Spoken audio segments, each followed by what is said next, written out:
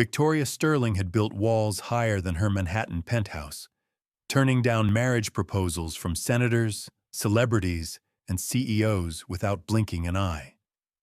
But none of them knew that a single father carrying a broken toy would soon change everything about the woman who had sworn off love forever. If you enjoy stories like this, feel free to subscribe. It really helps the channel. By the way, let me know in the comments. Where are you listening from? None of them knew that a single note left on the table would soon change everything. The fluorescent lights of Riverside General Hospital buzzed overhead as Victoria Sterling shifted uncomfortably in the plastic waiting room chair. Her tailored Armani suit looked absurdly out of place among the worried families clutching coffee cups and tissues. She'd flown in from New York the moment she heard about Mrs. Chen's heart attack. The elderly housekeeper who'd been more of a mother to her than her own had ever been. Victoria's phone vibrated constantly with calls from her corporate empire, each ring a reminder of the world she'd temporarily abandoned. Across the room, Thomas Mitchell paced like a caged animal, his work boots squeaking against the linoleum floor. Paint stains decorated his faded jeans, and sawdust clung to his flannel shirt, evidence of a construction job interrupted by panic. His calloused hands gripped a worn, stuffed rabbit, its fur matted from years of love. 8-year-old Emma Mitchell lay somewhere beyond those sterile doors, and Tom's world had narrowed to nothing but the hope that she'd be okay. The rabbit slipped from his trembling fingers and tumbled across the floor, coming to rest at Victoria's expensive heels. She looked down at the toy, then up at the man whose face showed every ounce of a father's terror. Without thinking, she bent down and retrieved the small comfort object, her manicured fingers gentle against its soft fur. "Thank you," Tom said quietly as she approached. His voice was rough with worry and sleepless nights. When Victoria handed him the rabbit, their hands touched briefly, his calloused and strong, hers soft, but surprisingly warm. For a moment that seemed to stretch beyond time, their eyes met, and Victoria felt something she hadn't experienced in years, a flutter of genuine human connection that had nothing to do with her bank account. The spell broke when a nurse called Tom's name. He hurried toward the doors, but not before glancing back at the woman who'd shown such simple kindness. Victoria watched him disappear, pressing her hand to her chest where her heart had suddenly remembered how to skip beats. Hours later, the hospital cafeteria felt like a different world at 2 a.m. Victoria sat alone at a corner table, her untouched coffee growing cold as she stared out the window at the sleeping town of Cedar Falls. She should have been in her hotel room, reviewing quarterly reports or planning her next acquisition. Instead, she found herself unable to leave, drawn by concern for a little girl she'd never met and a man whose name she didn't even know. "Excuse me." The familiar voice made her look up. Tom stood beside her table, looking even more exhausted than before, but with relief softening his features. "I wanted to thank you again. Emma's stable now. The surgery went well. But she keeps asking about the pretty lady in the fancy clothes who was kind to Daddy." Victoria felt her cheeks warm at the unexpected compliment. "I'm glad she's going to be okay. Emma, that's a beautiful name." She gestured to the empty chair across from her. "Would you like to sit? You look like you could use some coffee." Tom hesitated for a moment, then sank into the chair with a grateful sigh. "I'm Tom, by the way, Tom Mitchell. And you're—" He paused, studying her face with growing recognition. "You're Victoria Sterling. The Victoria Sterling." "Just Victoria right now," she said softly, surprised by how much she meant it. "Tell me about Emma. What happened?" As Tom shared the story of Emma's playground accident, Victoria found herself genuinely laughing for the first time in months. He painted vivid pictures of his daughter's adventures. The time she tried to teach their goldfish to play fetch, or when she announced she wanted to be a construction worker princess who built castles for real. His love for Emma radiated from every word, and Victoria felt something crack in the walls she'd spent decades building. "She sounds remarkable," Victoria said. "You're lucky to have each other?" Tom's expression grew distant. "It's just been us for 3 years now. Her mother. We lost Sarah in a car accident. Some nights I lie awake terrified that I'm not enough for Emma, that she needs things I can't give her." The raw honesty in his voice reached something deep inside Victoria. "I lost my mother when I was young too," she admitted. "My father was absent, emotionally speaking. I learned early that the only person you can count on is yourself." "That sounds lonely," Tom said gently. "It is." The words slipped out before Victoria could stop them. She looked down at her hands, surprised by her own vulnerability. "I've built this life where everyone wants something from me. My money, my influence, my connections. Sometimes I wonder if anyone has ever just needed me. The person, not the bank account." Tom was about to respond when his phone rang, the shrill sound cutting through their quiet moment. His face went white as he listened to the voice on the other end. "What do you mean, complications? I'll be right there." He stood quickly, knocking over his coffee cup. "Emma's taken a turn for the worse. They need to operate again."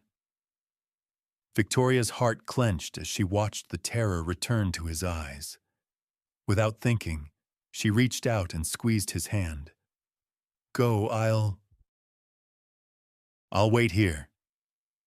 3 hours later, Victoria still sat in that same chair, now joined by Tom in the vigil outside the pediatric ICU. She'd surprised herself by staying, by caring so deeply about strangers who'd wandered into her life by accident. Tom sat beside her, his head in his hands, the weight of potential loss crushing down on his broad shoulders. "I can't lose her too," he whispered. "After Sarah died, Emma became my whole world. She's the only thing that kept me going, kept me believing in goodness. If something happens to her—" "It won't," Victoria said firmly, though her own heart was racing with fear for a child she barely knew. "She's strong. I could see it in the way you talked about her. She's a fighter, just like her father." Tom looked at her with wonder. "Why are you here? You don't even know us." Victoria was quiet for a long moment, searching for words to explain something she didn't fully understand herself. "I've spent my whole life surrounded by people who see dollar signs when they look at me. But when Emma's rabbit fell at my feet, when you looked at me, I felt like maybe, for once, I could just be human. Just be helpful without it being about what I could buy or fix with money." Before Tom could respond, the surgery doors opened and Dr. Patricia Hayes emerged, her surgical mask pulled down to reveal a tired but triumphant smile. "The surgery was successful. Emma's going to be fine. She's asking for her daddy and wondering if the nice lady with the shiny shoes is still here." Tom's relief was so profound that his knees nearly buckled. Without thinking, he pulled Victoria into a fierce hug, and for a moment she allowed herself to feel the pure joy of shared happiness. But as they embraced, she noticed hospital security approaching from down the hall, their expressions serious. "Mr. Sterling," one of the guards said, "we need to inform you that there are members of the media gathering outside. Someone recognized you and contacted the press. They're asking about your presence here and your relationship with Mr. Mitchell." Victoria felt her heart sink as she saw Tom's face change, the warmth in his eyes replaced by something that looked like fear. The real world was about to crash into their small bubble of connection, and she had the sinking feeling that nothing would ever be the same. 3 days later, Victoria found herself pushing Emma on the swings at Cedar Falls Community Park, marveling at how the simple joy on the child's face could make her forget about board meetings and quarterly reports. Emma had recovered remarkably well, and her bright chatter filled the afternoon air with laughter. Tom sat on a nearby bench, watching his daughter play with a smile that reached his eyes for the first time since the accident. "Higher, Miss Victoria. I want to touch the clouds," Emma called out, her pigtails flying in the breeze. "Careful what you wish for," Victoria laughed, giving the swing another gentle push. "I might just have connections with some cloud-touching companies." The absurdity of her billionaire life felt wonderfully distant in this moment of pure simplicity. Tom chuckled from his bench. "Don't give her ideas. Last week she asked if we could buy a rainbow to keep in our backyard. Actually, that might be possible with the right atmospheric conditions and some mirrors." Victoria began seriously, then caught Tom's amused expression. "Sorry. Occupational hazard. When you have unlimited resources, you start thinking everything has a price tag." But their peaceful afternoon shattered when camera flashes began exploding around them like fireworks. Paparazzi emerged from behind trees and playground equipment, their lenses focused on America's most eligible bachelorette playing house with a mystery man and child. "Victoria! Victoria Sterling! Can you comment on your secret family?" one photographer shouted. "Is this your daughter? Are you planning to adopt? How long have you been hiding this relationship?" Emma's joyful laughter turned to frightened whimpers as she clung to the swing chains. Tom was on his feet instantly, his face dark with protective fury. "Get away from my daughter!" he shouted, moving toward Emma. Victoria felt her blood turn to ice as she realized the magnitude of what was happening. She'd brought this chaos into Tom and Emma's quiet life, exposed them to a world they'd never asked to be part of. The photos would be online within minutes, spawning rumors and speculation that could destroy their privacy forever. Tom's phone was already buzzing with notifications. His face went white as he read the headlines appearing in real time. "Sterling heiress's secret love nest and billionaire's small-town romance exposed." But Victoria could see it wasn't embarrassment that frightened him. It was something much deeper. The look in his eyes spoke of a man who understood that their simple, safe world had just become very dangerous for the little girl who meant everything to him. The next morning, Victoria pushed open the glass door of Mabel's diner with more confidence than she felt. The familiar chime announced her arrival to a room that suddenly fell silent. Every head turned toward her, conversations dying mid-sentence as the most photographed woman in America stood awkwardly in the doorway of Cedar Falls's most beloved breakfast spot. Tom was already seated in a corner booth, his shoulders tense as he nursed a cup of coffee that had probably gone cold an hour ago. "Well, well," Mabel Garrison's voice cut through the silence like a butter knife. The 60-something diner owner emerged from behind the counter, her gray hair pulled back in a no-nonsense bun, and her expression anything but welcoming. "Look what the tabloids dragged in. Should I be honored that America's princess decided to grace our little establishment?" Victoria felt heat rise in her cheeks, but forced herself to walk calmly toward Tom's table. The whispers started immediately, voices just loud enough to be heard, but quiet enough to maintain plausible deniability. "Heard she's worth more than our whole town put together. What's she want with Tom Mitchell? Poor Emma, getting caught up in all this nonsense." She slid into the booth across from Tom, whose jaw was clenched so tight she worried he might crack a tooth. "Good morning," she said softly, trying to ignore the dozens of eyes boring into them from every direction. "Is it?" Tom asked, his voice strained. "Because I've had 3 calls from reporters since 6 a.m., asking about my relationship with the Sterling heiress. My neighbor Mrs. Patterson told me there are photographers camped outside Emma's school." Before Victoria could respond, heavy footsteps approached their table. Rex Davidson, Tom's foreman, loomed over them with a coffee cup in one meaty hand and a newspaper in the other. His usual friendly demeanor had been replaced by something much colder. "Morning, Tom," Rex said, deliberately ignoring Victoria. "Interesting reading in today's paper." He slapped the tabloid down on their table, revealing a front-page photo of Victoria pushing Emma on the swing, with the headline "Billionaire's New Plaything, Single Dad and Daughter." Tom's face went white as he scanned the article. Victoria felt sick as she read phrases like publicity stunt, image rehabilitation, and wealthy woman's charity case. The story painted her as a calculating heiress using a grieving widower and his child to soften her corporate image.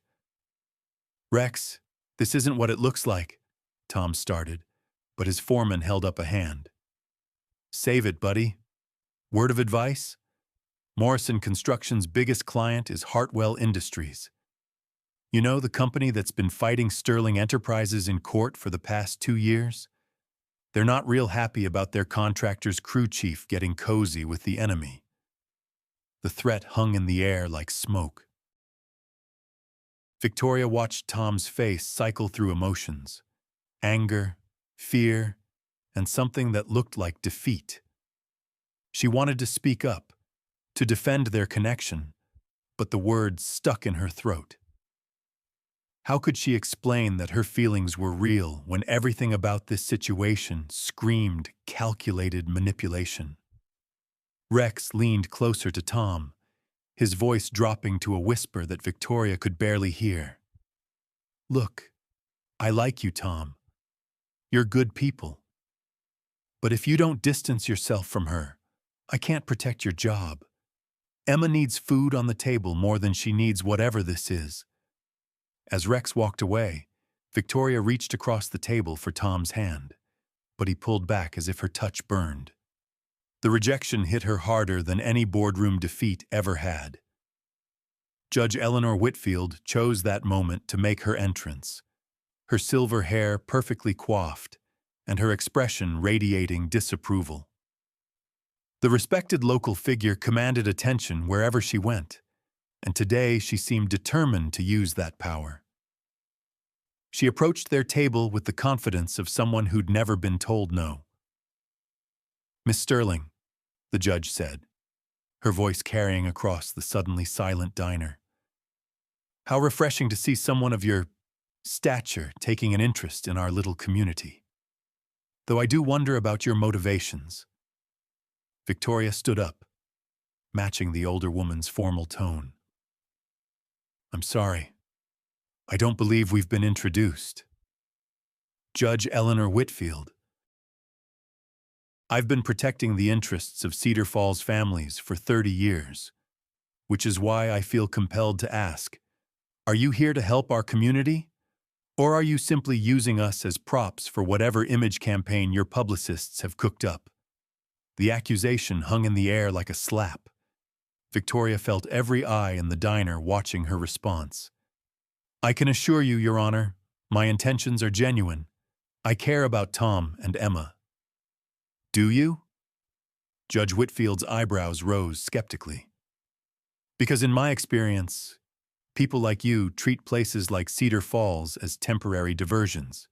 You sweep in, disrupt lives, take your photos, and disappear back to your penthouses, leaving the real people to clean up the mess." Victoria's temper flared. "You don't know anything about me or my intentions." "Don't I? I've seen the headlines, Miss Sterling. America's most eligible bachelorette plays house. Tell me, When you get bored of this little adventure, what happens to the father and daughter who've become attached to you? When the novelty wears off and your board of directors calls you back to reality, who picks up the pieces of their broken hearts? The questions hit their mark with surgical precision. Victoria felt Tom's eyes on her, saw the doubt creeping across his features. She opened her mouth to protest, to explain, but the judge wasn't finished. I've watched wealthy outsiders come and go for decades. They promise the world, make grand gestures, and then vanish when real life gets complicated. The people left behind are always the ones who can least afford the disappointment. With that, Judge Whitfield turned and walked away, leaving Victoria standing in a room full of hostile stares and whispered accusations. She sank back into the booth, her confidence shattered. 2 days later, Victoria found herself in unfamiliar territory, the hallway of Cedar Falls Elementary School, waiting for Emma's parent-teacher conference. The building smelled of chalk dust and childhood dreams, a sharp contrast to the sterile corporate environments where she usually spent her time. Tom walked beside her, his posture rigid with tension that had only grown worse since the diner confrontation. "You don't have to do this," he said quietly as they approached the classroom door. "Ms. Rodriguez is just going to ask a lot of questions we probably can't answer." "I want to be here," Victoria replied, though her stomach churned with nervousness. "Emma is important to you, which makes her important to me." But the moment they entered the classroom, Victoria knew they'd made a mistake. Ms. Rodriguez, Emma's teacher, greeted Tom with warm familiarity before turning to Victoria with barely concealed suspicion. Several other parents were present for what was supposed to be a group discussion about the upcoming spring festival, but their attention was clearly focused on the celebrity in their midst. "Mrs. Sterling," Ms. Rodriguez said carefully. "Emma has mentioned you quite often lately. She seems quite attached." "The feeling is mutual," Victoria replied, trying to project confidence she didn't feel. "Emma is a remarkable little girl." "Yes, she is," said Mrs. Patterson, Emma's friend's mother, her voice sharp with protectiveness. "Which is why we're all a bit concerned about the sudden changes in her life. Children form attachments quickly, but they're also easily hurt when those attachments prove to be temporary." The word hung in the air like an accusation. Victoria felt her cheeks burn as she realized the entire room was united in their suspicion of her motives. These people saw her as a threat to a child they all cared about. Principal Frank Morrison cleared his throat from the doorway. "Perhaps we could speak privately, Miss Sterling, about Emma's situation?" In the principal's office, Morrison's tone was polite but firm. "Look, I'm sure your intentions are good, but we need to think about what's best for Emma. The media attention, the disruption to her routine, the emotional investment in someone who might not be permanent in her life." "I'm not going anywhere," Victoria said. But even as the words left her mouth, she could hear how hollow they sounded. How could she promise permanence when she didn't even understand what she was promising? "Miss Sterling, with all due respect, people in your position don't usually stay in places like Cedar Falls. When this phase passes, Emma will be the one left behind. Maybe it would be better to step back now, before she gets more attached." The suggestion felt like a physical blow. Victoria was about to respond when a small voice from the hallway made them all freeze. "She's not going to leave me!" Emma's voice was high and desperate, muffled by tears. "She promised she'd stay, just like Mommy promised." Through the glass window, they could see Emma running down the hallway in her light-up sneakers and favorite purple dress, her face streaked with tears. She'd been listening from outside the office, and the adults' conversation had triggered her deepest fear. Abandonment by another person she dared to love. Victoria's heart shattered as she watched the little girl disappear around the corner, her small figure bent with the weight of loss she was too young to carry.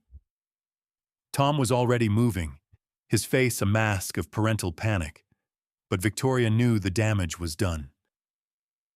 In trying to protect Emma, the adults had instead confirmed her worst nightmare. That love was something that could be taken away without warning, just like her mother had been taken away 3 years ago.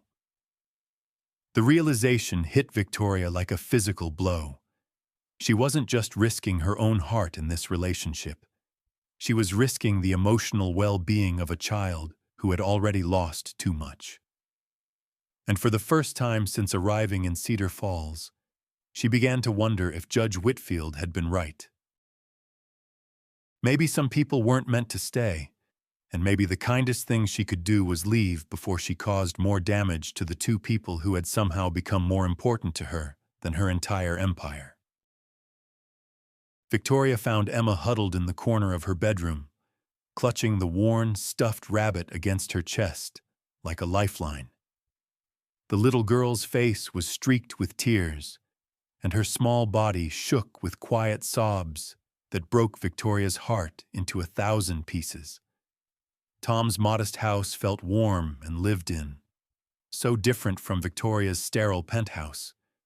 But right now it felt heavy with grief and confusion. "Emma, sweetheart," Victoria said softly, kneeling beside the bed. "Can we talk? You're leaving, aren't you?" Emma's voice was barely a whisper, muffled by the rabbit's fur. "Just like Mommy did. Everyone always leaves." The raw pain in those words hit Victoria harder than any hostile takeover or boardroom betrayal. She sat on the edge of the small bed, carefully keeping her distance but close enough to offer comfort. "Oh, honey, no, I'm not going anywhere. What happened at school today was just grown-ups being worried about you, not about me leaving." "But they said you don't really care about us," Emma sniffled. "They said rich people just pretend to care and then go away when they get bored." Victoria felt anger flare in her chest at the adults who had let their fears poison a child's heart. "Emma, look at me." She waited until the little girl's red-rimmed eyes met hers. "I need you to know something very important. When I was your age, I lost my mommy too. I know exactly how scary it feels to worry that everyone you love might disappear." Emma's grip on the rabbit loosened slightly. "You do?" "Yes. And I built big walls around my heart to keep from getting hurt again. But you know what? Those walls also kept me from feeling happy. Until I met you and your daddy, I forgot what it felt like to have a real family." As Victoria reached under the bed to retrieve a tissue from the box on the nightstand, her hand brushed against something unexpected. A small wooden box, partially hidden beneath Emma's bedskirt. Emma noticed her discovery and quickly tried to push it further under the bed. "What's this, sweetheart?" Victoria asked gently. "Nothing," Emma said quickly, but her eyes filled with fresh tears. Just Mommy's letters." Victoria's heart stopped. "Letters?" With trembling hands, Emma pulled the box out and opened it to reveal dozens of sealed envelopes, each one addressed in flowing script to "My darling Emma." The letters were arranged by date, clearly meant to be opened over years as Emma grew up. "Daddy doesn't know," Emma whispered. "I found them in Mommy's things when we moved to this house. She wrote them before she went to heaven, for my birthdays and special days. But this one..." She held up an envelope marked, "When Daddy falls in love again." "This one scared me." What if he loves someone else more than he loves me? Victoria's hands shook as she looked at the letter. Sarah Mitchell had somehow known her daughter would need guidance about sharing her father's heart. Emma, can I read this with you? Maybe your mommy can help us both understand. With careful fingers, Emma opened the envelope and unfolded the letter. Sarah's handwriting was delicate but firm, filled with love that seemed to reach across time itself. My precious Emma, Victoria read aloud, her voice thick with emotion. If you're reading this, it means Daddy has found someone special to share your lives with. I want you to know that love doesn't get smaller when it's shared. It grows bigger. When Daddy loves someone new, it doesn't take away from how much he loves you. It just means your family is growing, like adding more flowers to a garden. Emma leaned against Victoria's side as they continued reading. I hope this special person sees what I see in you, a little girl with the biggest heart in the world. And I hope you can see what I hope for you. Someone who will love you not because they have to, but because they choose to, every single day. Both Victoria and Emma were crying now, but they were different tears than before. These tears carried healing, understanding, and permission to love without fear. I want you to love her, Emma, the letter continued. Not because you're replacing me, but because your heart is big enough for both of us. And I want her to know that loving you and Daddy is the greatest gift she could ever receive. The sound of the front door opening made them both look up. Tom's voice called from downstairs, tight with worry. Emma? Victoria? Are you here? Victoria looked at the letter in her hands, then at Emma's tear-stained face. They had been given an incredible gift, Sarah's blessing from beyond the grave. But would Tom see it that way? Or would he think Victoria had manipulated his daughter into sharing his late wife's most private thoughts? Emma tucked the letter back into its envelope with reverent care. Please don't tell Daddy I showed you. He gets sad when I talk about Mommy's letters. Emma, sweetheart, these letters aren't secrets you should have to keep. Your Daddy loves talking about your mommy. It's one of his favorite things. But Tom's heavy footsteps were already on the stairs, and when he appeared in the doorway, his expression was thunderous. His eyes took in the scene. Victoria sitting on Emma's bed, the open box of letters, and his daughter's guilty expression. What's going on here?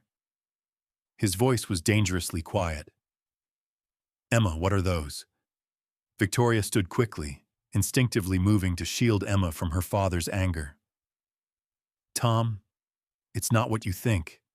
Emma was upset and she showed me. You went through my wife's things? Tom's voice rose, raw with pain and betrayal. Those letters were private, Victoria. They were Sarah's last gift to Emma, not entertainment for someone who's just passing through our lives. That's not fair, Victoria said, her own temper flaring. I care about Emma, about both of you. This isn't some game to me. Isn't it? Tom stepped closer, his eyes blazing. You swoop into our lives with your money and your connections. You turn everything upside down, and now you're reading my dead wife's private thoughts? What's next, Victoria? Are you going to buy the cemetery plot next to hers so you can really complete the takeover? The cruel words hit their mark. Victoria felt as if she'd been slapped. Tom, that's not... Get out! His voice was cold now, deadly calm. Get out of my house. Get out of our lives. And stop confusing my daughter with promises you can't keep. Victoria looked at Emma, who was watching the confrontation with wide, frightened eyes. The little girl opened her mouth as if to speak, but Tom's expression silenced her. Victoria gathered what was left of her dignity and walked toward the door. "For what it's worth," she said quietly, "your wife's letter said she wanted Emma to love again. She wanted you both to be happy." "Don't you dare tell me what my wife wanted," Tom said. "You didn't know her. You don't know us. And you sure as hell don't belong here." Victoria left the house with Tom's words ringing in her ears and Emma's quiet sobs breaking her heart. She had finally found something worth more than all her money, and she'd managed to destroy it in a matter of days. That night, Victoria sat in her hotel room surrounded by packed suitcases, her private jet on standby at the small regional airport. Her assistant had called 3 times with urgent matters requiring her immediate attention in New York. The quarterly board meeting was tomorrow, and several major deals hung in the balance. The logical thing to do was leave Cedar Falls behind and return to the world she understood. But as she stared at her phone, debating whether to call for the car to take her to the airport, a soft knock at her door interrupted her thoughts. Victoria opened it to find Emma standing in the hallway, still in her pajamas and wearing pink rain boots that were too big for her feet. "Emma!" Victoria knelt down to the child's level. "Sweetheart, what are you doing here? Does your daddy know where you are?" Emma shook her head, fresh tears spilling down her cheeks. "I snuck out. I had to tell you something before you leave forever." Victoria's heart clenched. "Who said I was leaving forever?" "I heard Daddy on the phone with Uncle Rex. He said you'd probably go back to New York and forget all about us. But I don't want you to forget about me." Emma threw her small arms around Victoria's neck with desperate intensity. "I love you, Miss Victoria. Please don't leave me like Mommy did." The words shattered what was left of Victoria's carefully constructed walls. She held Emma tight, breathing in the scent of strawberry shampoo and childhood innocence. "Oh, baby girl, I love you too. So much more than I ever thought possible." "Then why are you leaving?" "Because your daddy thinks it's better for you if I go." Emma pulled back to look at Victoria with eyes far too wise for her 8 years. "But what do you think? Don't grown-ups get to choose who they love?" Before Victoria could answer, hurried footsteps echoed in the hallway. Tom appeared, still in his work clothes and looking frantic with worry. His relief at finding Emma safe was immediately replaced by anger when he saw Victoria holding his daughter. "Emma Grace Mitchell, you scared me to death. What are you doing here?" "She was trying to stop me from leaving," Victoria said quietly, standing up but keeping one protective hand on Emma's shoulder. Tom's jaw tightened. "Emma, go wait in the hallway. I need to talk to Miss Victoria." "No." Emma planted herself firmly between them. "You're both being stupid. Mommy's letter said I should love Miss Victoria. And I do. And she loves us too, I can tell. So why can't we all just be a family?" The simple question hung in the air, cutting through weeks of fear, misunderstanding, and wounded pride. Tom looked at his daughter, then at Victoria, and for a moment his expression softened. But then he seemed to remember all the reasons why this couldn't work. "Emma, it's complicated. Miss Victoria has a whole different life in New York. She doesn't really belong here with us." "But she stayed when I was sick," Emma protested. "She played with me at the park. She reads me stories and doesn't check her phone. She belongs with us because she chooses to be with us." Victoria felt tears streaming down her face as she listened to Emma fight for their unconventional family. The little girl was braver than any of the adults, willing to risk her heart for the chance at love. Tom's expression was tortured as he looked between his daughter and the woman who had somehow become essential to both their lives. "Emma, people like Miss Victoria don't stay in places like Cedar Falls. She'll get bored and leave. And then where will we be?" "Right here," Victoria said suddenly, surprising herself with the certainty in her voice. "We'll be right here together, because I'm not going anywhere. Not unless you tell me you don't want me here." "It's not about what I want," Tom said, but his voice lacked conviction. "Yes, it is," Emma said firmly. "Mommy's letter said love is a choice. So choose, Daddy. Choose to love Miss Victoria like she loves us." For a long moment, the three of them stood in the hotel hallway like actors frozen on a stage, each waiting for someone else to say the words that would change everything. Victoria realized that this was the moment of truth, not just for her relationship with Tom, but for the kind of person she wanted to be. She could retreat behind her walls of wealth and status, or she could step forward into the terrifying, wonderful unknown of real love. The choice, as Emma had said, was entirely hers to make. 4. 3 weeks later, Victoria walked into Cedar Falls Community Church, wearing a simple blue dress instead of her usual designer suits. The small congregation turned to stare as she slipped into a back pew, but she kept her eyes focused on Pastor Michael Thompson at the altar. She'd been attending every Sunday since that night in the hotel hallway, quietly proving to herself and the town that her commitment wasn't temporary.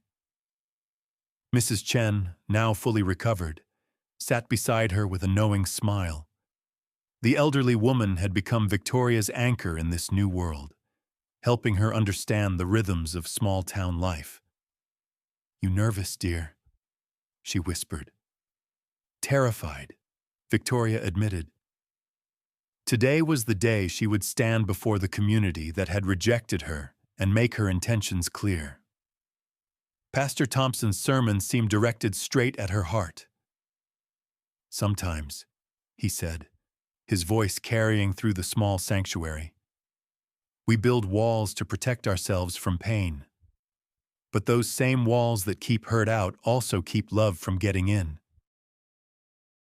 True faith means tearing down those walls and trusting that love is stronger than fear." When the service ended and most of the congregation had filed out, Victoria remained seated.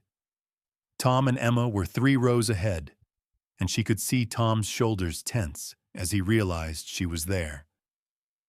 Emma turned around and gave her a small wave, which Tom quickly stopped. Pastor Thompson approached as the church emptied. "Victoria, it's good to see you here again." "Pastor, I need to ask you something," Victoria said, standing. "Would it be possible for me to speak to the congregation next Sunday? There are things I need to say, and I think this is the right place to say them." The pastor studied her face carefully. "Are you sure you're ready for that? Not everyone here has been welcoming." "I'm sure. They deserve to know who I really am, not who they think I am." Tom had been listening from the doorway, Emma's hand clasped in his. Something in Victoria's voice made him pause instead of leaving immediately. There was a quiet determination there that he hadn't heard before, a resolve that spoke of someone who had finally found something worth fighting for. The following Sunday, Cedar Falls Community Church was packed beyond capacity. Word had spread through the small town that Victoria Sterling was going to address the congregation, and curiosity had drawn people who hadn't attended church in years. Judge Whitfield sat in her usual front-row seat, her expression skeptical. Mabel Garrison whispered with the other diner regulars, while Rex Davidson crossed his arms and waited to be convinced. Victoria stood at the simple wooden podium, her hands trembling slightly as she looked out at the sea of faces. Some were hostile, others merely curious, but a few showed traces of the kindness she'd come to associate with Cedar Falls. 3 months ago, she began, her voice steady despite her nerves, I came to this town as a stranger running from my own emptiness. I had everything money could buy, but I had no idea what it meant to belong somewhere, to be needed for who I am rather than what I own. She found Tom's face in the crowd. He was sitting with Emma, his expression unreadable but his attention complete. I know many of you think I'm here on some kind of publicity tour, that I'm using your kindness for my own gain. I understand why you'd think that. People with my kind of wealth don't usually choose to stay in places like Cedar Falls. But that's exactly why I need to stay. Judge Whitfield shifted in her seat, her eyebrows raised with interest despite herself. I fell in love in this town, Victoria continued, her voice growing stronger. Not just with a man and his daughter, though they mean everything to me. I fell in love with a way of life I never knew existed. I fell in love with neighbors who bring casseroles when someone's sick, with teachers who know every child's name, with a community that takes care of its own. She paused, looking directly at Judge Whitfield. Your Honor, you were right to question my motives. You were right to protect your community from someone who might hurt it. But you were wrong about one thing. I'm not here to take from Cedar Falls. I'm here to give everything I have to make it my home. Victoria reached into her purse and pulled out a thick folder of legal documents. Yesterday, I signed papers to establish the Cedar Falls Community Foundation with an initial endowment of $50 million. The foundation will be permanently headquartered here, managed by local residents, and dedicated to supporting single parents, funding school programs, and ensuring that no family in this town ever has to choose between medical care and financial security. A murmur ran through the congregation. Even Judge Whitfield looked surprised. But more than that, Victoria continued, I've purchased a house on Elm Street, not a mansion, not an estate, just a small house with a white picket fence and room for a garden. Because I've learned that home isn't about having the biggest house on the block. It's about having people who love you enough to argue with you, who trust you enough to let you into their lives, who see past your bank account to the person you really are. Emma stood up in her pew, her small voice carrying clearly through the church. Does that mean you're staying forever? Victoria's eyes filled with tears as she looked at the little girl who had taught her what love really meant. If your daddy will have me, and if this community will accept me, then yes, sweetheart, I'm staying forever. Tom stood up slowly, his own eyes bright with unshed tears. Victoria, he said, his voice rough with emotion. You don't have to prove anything to anyone. You already proved everything to the people who matter. He walked up the aisle toward her, Emma running ahead to throw her arms around Victoria's waist. I'm sorry, he said when he reached the podium. I'm sorry I let fear make me cruel. I'm sorry I made you feel like you had to choose between who you were and who you wanted to be. Tom, Victoria whispered, touching his face gently. I did have to choose. And I chose you. I chose Emma. I chose this life, this community, this chance to be better than I was. Judge Whitfield stood up in the front row, her formal demeanor cracking to reveal something warmer underneath. Miss Sterling, she said clearly, I believe I owe you an apology. And Cedar Falls owes you a welcome. The congregation erupted in applause as Tom pulled Victoria into his arms, with Emma squeezed between them.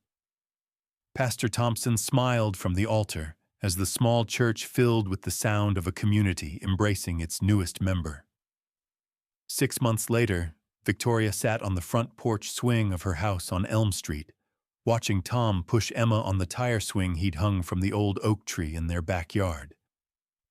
Emma's laughter carried on the evening breeze as fireflies began their nightly dance among the flower garden Victoria had planted with her own hands. Mrs. Chen appeared with a pitcher of lemonade, moving slowly but with the satisfied air of someone who had orchestrated a successful matchmaking campaign. "How does it feel, dear? Being ordinary?" Victoria laughed, accepting a glass of the tart drink. "Is this what ordinary feels like?" "Because it's the most extraordinary thing I've ever experienced." Tom joined them on the porch, settling beside Victoria on the swing with the easy familiarity of someone who belonged there. Emma climbed onto Victoria's lap, her small fingers playing with the simple engagement ring Tom had given her the month before. Not a massive diamond, but his grandmother's modest sapphire that meant more to Victoria than all the jewelry in her Manhattan vault.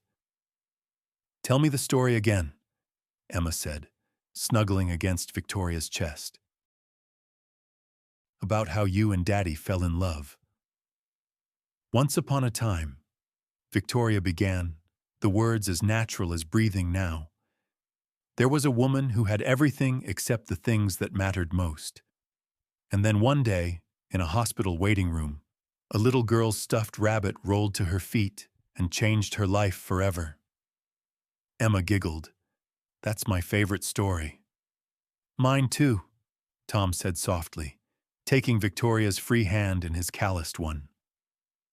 As the sun set over Cedar Falls, painting the sky in shades of gold and pink, Victoria realized that she had finally found what she'd been searching for her entire life without even knowing it. Not wealth or power or recognition, but this. A place where she was loved not for what she could give, but for who she chose to be. A home where success was measured in bedtime stories and shared laughter, in community potluck dinners, and the simple joy of belonging somewhere completely. The woman who had once refused every man who tried to win her heart had discovered that love wasn't something to be won or bought or negotiated. It was something to be chosen, daily and deliberately, in moments both grand and ordinary. And as Emma's breathing grew slow and steady against her chest, and Tom's thumb traced gentle circles on her hand, Victoria Sterling knew she had made the best choice of her life. In the distance, the church bells of Cedar Falls rang out across the quiet town, calling the faithful home. And for the first time in her life, Victoria was exactly where she belonged.